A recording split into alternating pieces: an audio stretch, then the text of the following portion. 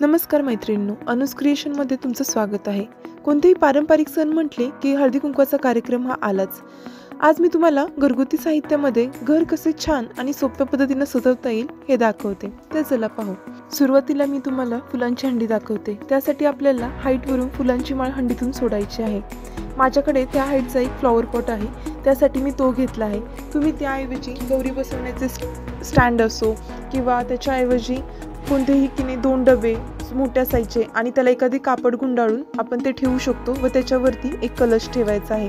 तो कलश पडू नये म्हणून त्याच्यामध्ये काही जाडसर वस्तू आतमध्ये टाकली आणि त्याच्यानंतर फुलांच्या माळा सोडू शकता। आता इथे मला कोयरीची डिझाइन आवडते म्हणून मी ती करण्याचा प्रयत्न केलाय। त्याच्याऐवजी तुम्ही कोणत्याही प्रकारची वेगवेगळ्या डिझाइन करू शकता, जसे एक सलग गोल हे करून फूल तयार करणे किंवा कोणत्याही तुम्हाला आवडणाऱ्या डिझाइन त्याच्यातून करू शकता।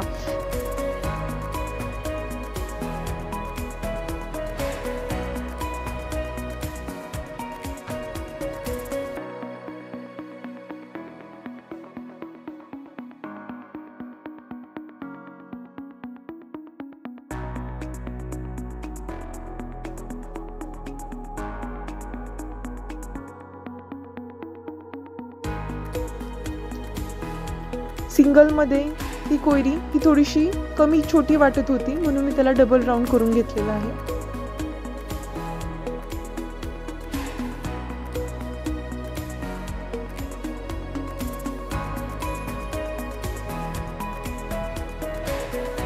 समईला डेकोरेशन करून समई ठेवलेली आहे। ही समई कशी डेकोरेट करायची याचाही व्हिडिओ मी लवकरच अपलोड करेल, तर तो तुम्ही सर्वांनी पहा।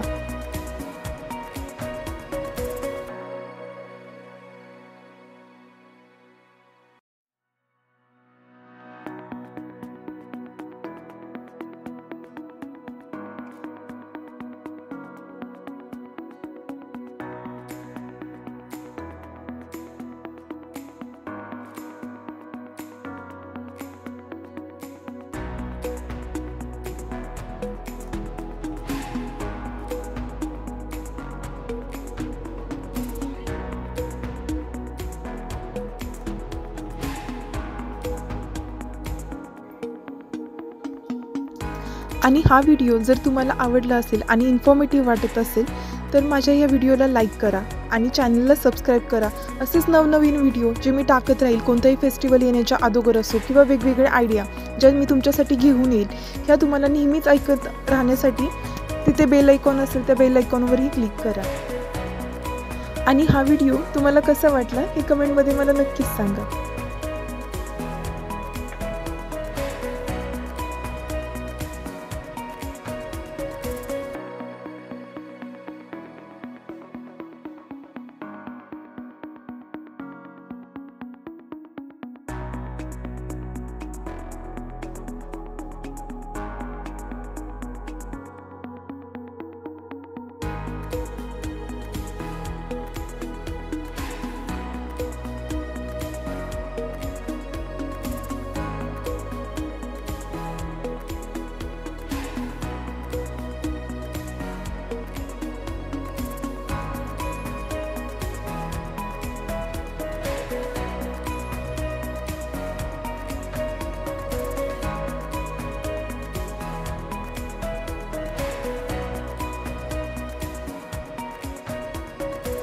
इथे मी एक पीस घेतलेला आहे, याच्याऐवजी तुम्ही एक साडीही घेऊ शकता। त्याच्यामध्ये तुम्ही जे जे तुमच्याकडे घरामध्ये अवेलेबल असतील ती ज्वेलरी तिथे ठेवून त्याला डेकोरेट करू शकता।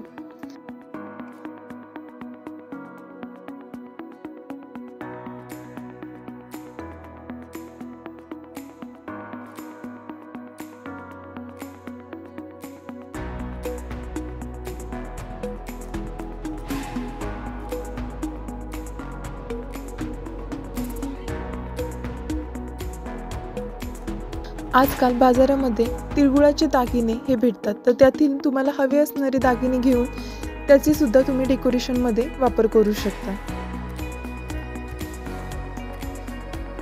डेकोरेशनसाठी संक्रांत म्हटली की महत्त्वाची गोष्ट ती म्हणजे पतंग। तर आपण बाहेरूनच विकत न आणता घरातीलच असलेल्या साहित्यामध्ये आपण ते बनवू शकतो।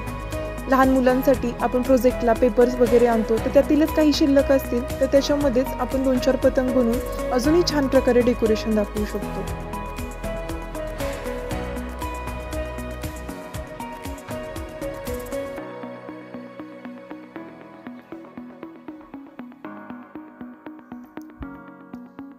हे पतंग लावून डेकोरेशनची शोभा ही अजूनच वाढेल.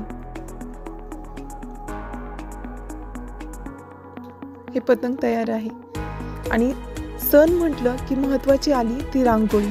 रांगोळीशिवाय सणाची शोभाच नाही. तर त्याच्यासाठी एक सुंदर अशी तुम्हाला जी आवडेल ती छान अशी रांगोळी तुम्ही काढा.